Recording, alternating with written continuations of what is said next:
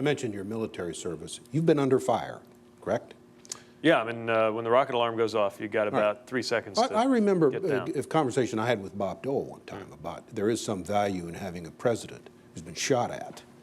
So what goes through, what goes through your mind before you send other young Americans into harm's way? Is that of value to you?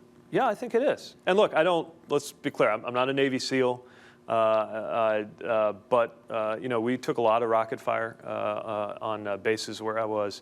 I know how it feels to have your hands grip on a steering wheel when you're outside of the wire, responsible for getting people from point A to point B alive, and you're worried about whether somebody or something you see fits the pattern of a suicide bomber. This is very real for me.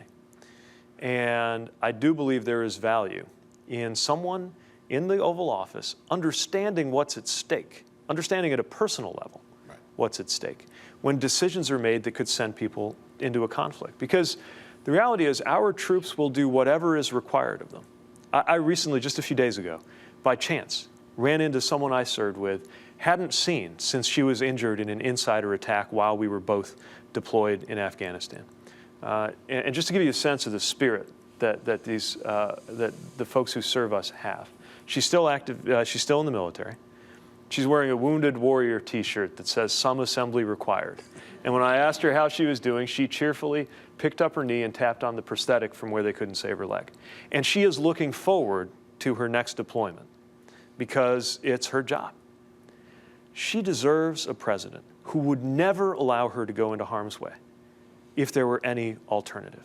And that perspective is needed in the White House, especially when we got a president who thinks that strength is the same as the chest thumping of the loudmouth guy at the end of the bar.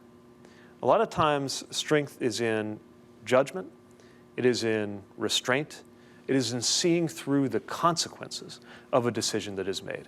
To feel comfortable with the impact on my friends who are being deployed again and again, of the decisions, for example, the president's decision on Iran, you'd want to believe certain things were true. You'd want to believe that he carefully and thoroughly read the intelligence before making a decision.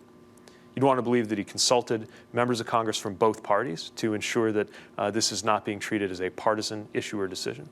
You'd want to believe that as much as responsibly possible, he would have engaged our allies who have life or death relationships with us.